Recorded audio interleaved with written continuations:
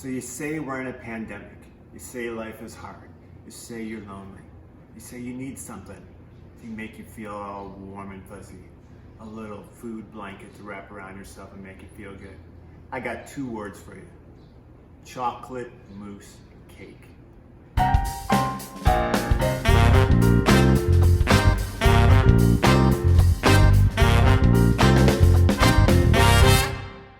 Welcome to episode 42 of Kaboom's Kitchen. I'm your host, Mr. Kaboom, of course, and today, as I mentioned, chocolate mousse cake. Now, a lot of people might be intimidated by chocolate mousse, but in reality, it's pretty simple. 5 ingredients, you see them right here. Put them together, it's delicious. So chocolate mousse cake, you got 3 basic components: chocolate, egg whites, cream, and of course for our crust, we're going to do a graham cracker crust. Sometimes I find chocolate graham crackers in the store, sometimes I don't. When I don't, I add about 4 ounces of chocolate to regular graham crackers. Boom, same thing. Eggs, separated 4 eggs, egg whites, egg yolks. Everybody has their own technique for separating. My technique involves calling my wife and asking her to do it. Heavy whipping cream. As it applies to the cream, the chocolate, and the butter, you want to get the best ingredients you can. The fewer the ingredients, the better the quality you want. This is the best whipping cream that my grocery store has. In terms of chocolate, I have Ghirardelli 60% bittersweet chips, about 9 ounces, and 6 ounces of butter. Buy the best butter you can. It makes a difference in the flavor. I prefer Lindt chocolate. 70% bittersweet is the best. But this Ghirardelli comes in the chips that make melting very easy with the butter. So what I do in the end is the Ghirardelli chocolate is good. I add just a little bit less sugar than I would if I were using the 70% Lindt. So we use a tiny bit of specialty equipment for this cake, springform pans. I have 3 sizes. Which size do I use? I go with the smallest just because that means I have the deepest mousse. Could you use a regular round pan without having springform? Absolutely. But this makes it a little easier in the end when you're trying to cut and serve the cake. Very simple crust. 1 package of graham crackers. And a couple tablespoons, of sugar. Some people use 2, some people use 3. If you like a little sweeter, use 3. If you're like me and you prefer it not quite as sweet, use 2. Grand this on.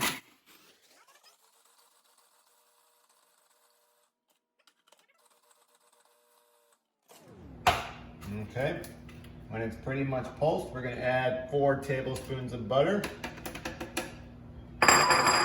And mix it up. And that's your crust. All right, so once you have your graham cracker crust all mashed up, pretty simple. You dump it in the pan. You take your trusty tool, not sure what this is called. I call it a masher. And you just start mashing it until you get a uniform thickness.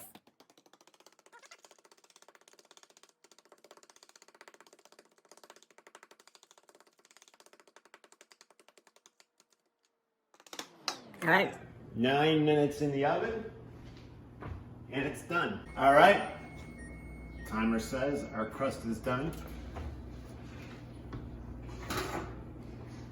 Looks done, feels done.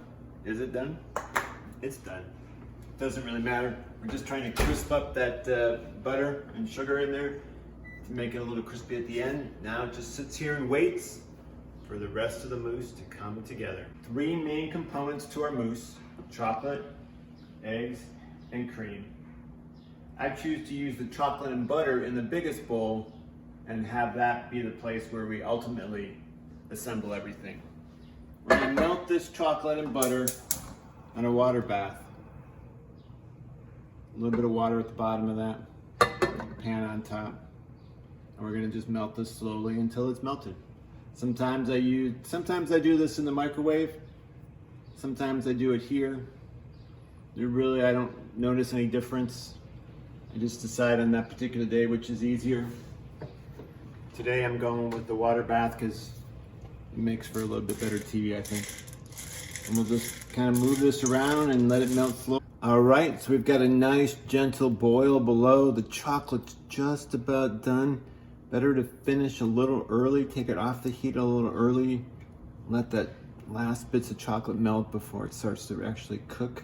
I'm gonna add a little bit, maybe a teaspoon of our secret 6th ingredient, the vanilla, just before we take it off and mix it in. Could we use almond? Absolutely. Could we use amaretto? Oh yeah.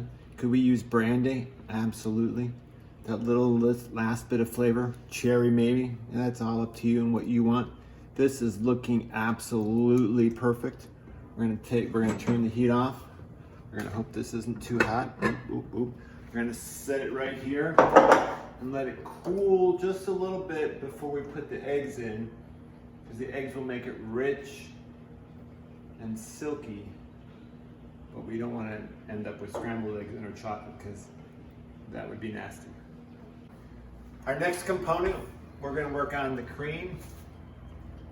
Long ago, I'm not even entirely sure why, I was taught to put my whipped cream bowl in the freezer. The frozen bowl helps the cream stand up and slipping up quicker.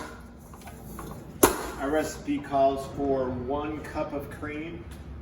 This container is 2 cups of cream, so we're gonna go about half. Are we going to measure? Absolutely not.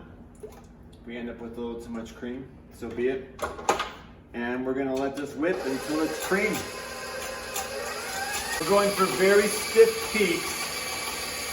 This will take a while, but you do have to be careful because one Thanksgiving long ago, I went for it really stiff and ended up with quasi butter. So I like stiff peaks, but just be careful. All right, Kaboom Mavens, we are done. Look at that, nice and stiff. Look at that, and delicious. We're gonna move this to this bowl here, simply so we can use the mixer for the egg whites. All right, the chocolate is cooled enough that it won't scramble the eggs. We're gonna toss in 4 egg yolks separated. The egg whites we'll use for component number 3 later. We're gonna stick these in. We're gonna mix these up with our handy dandy whisk. And all that's gonna happen is we're gonna mix those yolks into the cooled chocolate. Look how silky and shiny that makes it look.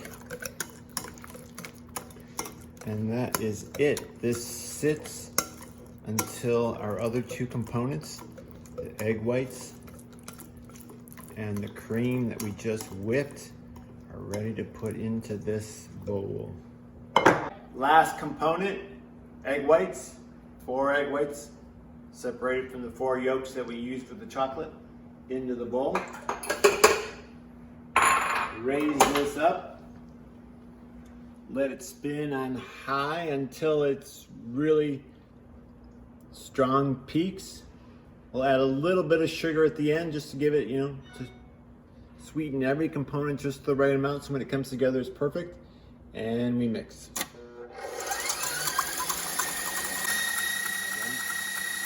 All right, I think we're done. Let's see where we're at.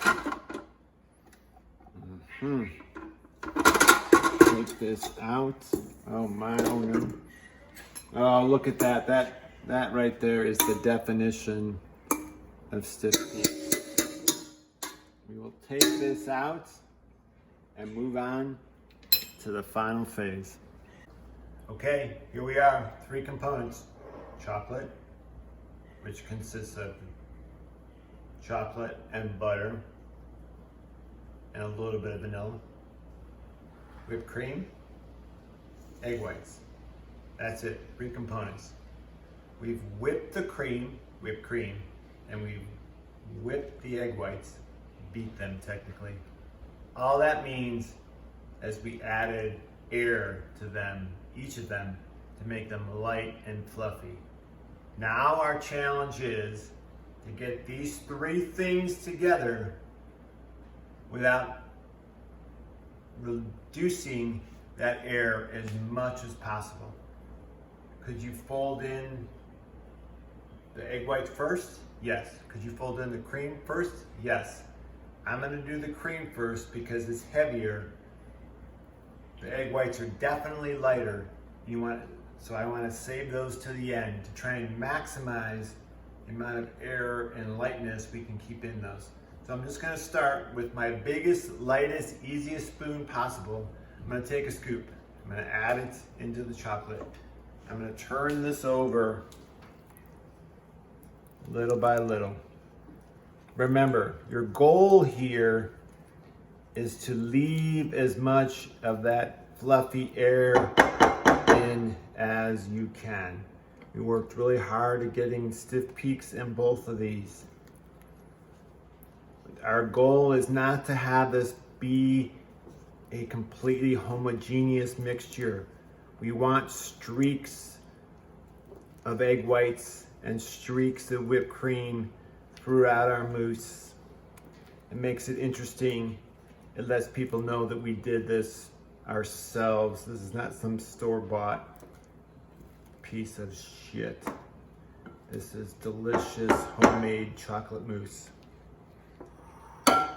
We're gonna take our time, we're gonna go slow, we're gonna incorporate this little by little, folding it little by little.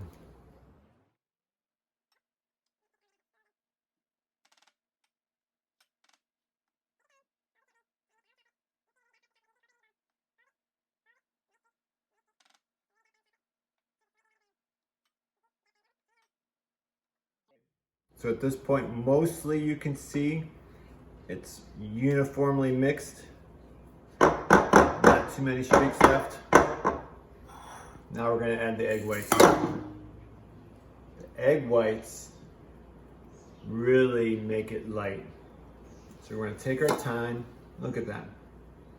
Look at that. That is so beautiful and light. We don't want to take the air out of this to the best of our ability. We're going to go slow. We're going to turn it over, fold it little by little, little by little. Got a lot of egg whites to add. It's going to take a while.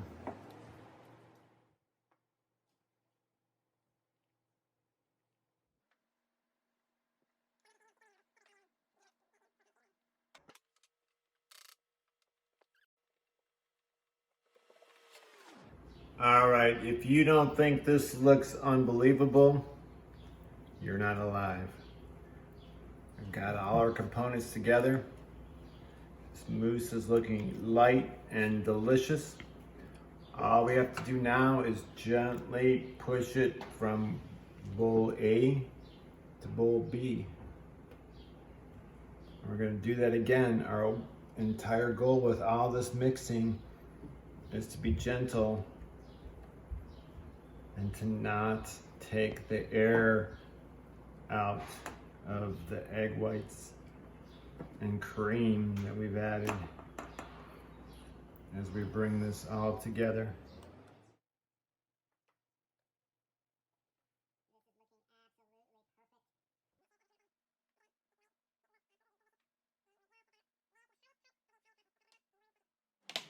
At this point, there are two things left to do. Three things. I'll say three things. One is to call the kids to lift the bowl. The last thing is, second to last thing is to make this look pretty. See, we got a little bit of, I think that's egg white there. That makes it authentic. Now we're trying to make this look pretty, creating some swirls. want to create it. Whoop.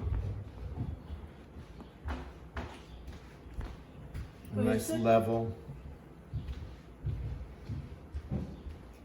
I'm going to use a pre-pandemic technique of taking my finger, creating some swirls at the end, which brings us to the last and most difficult part of the process. Waiting 4 hours for this to firm up. Firming up overnight, ideal. Firming up at least 4 hours is what you need to do. Less than that, it's not really edible. If it's 4 hours but less than a day, it's gonna be a little softer, but you know what? That's okay. It's still gonna be creamy and delicious. And we'll check back when it's time to eat.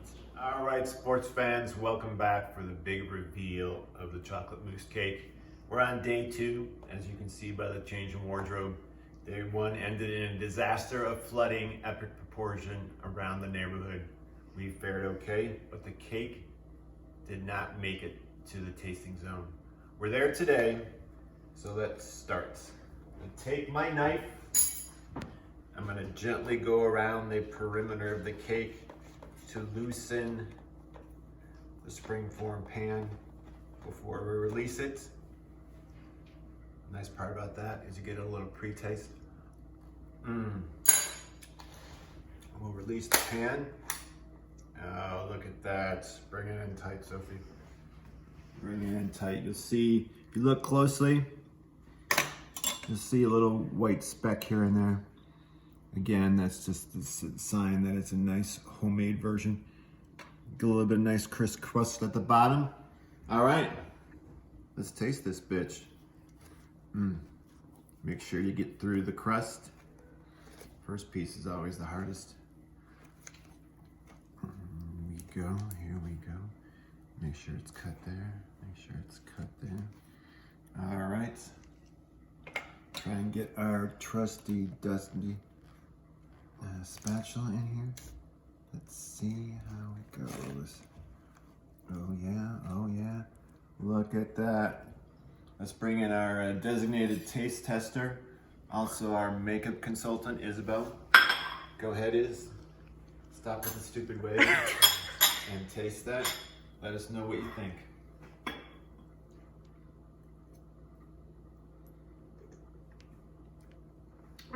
Very good.